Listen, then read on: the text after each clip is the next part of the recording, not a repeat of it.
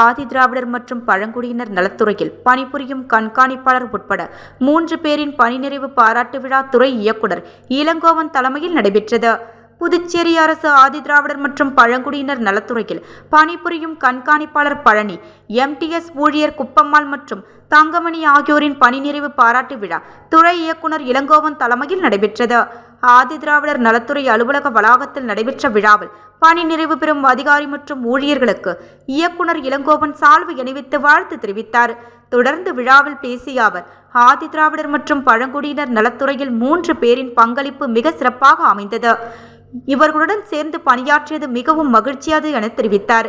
வயதுக்குத்தான் ஓய்வு கிடைத்துள்ளது என்றும் மனதிற்கு இல்லை என்ற இயக்குனர், மகிழ்ச்சியுடன் உங்களது நேரத்தை குடும்பத்தினருடன் செலவிடுங்கள் என குறிப்பிட்டார்.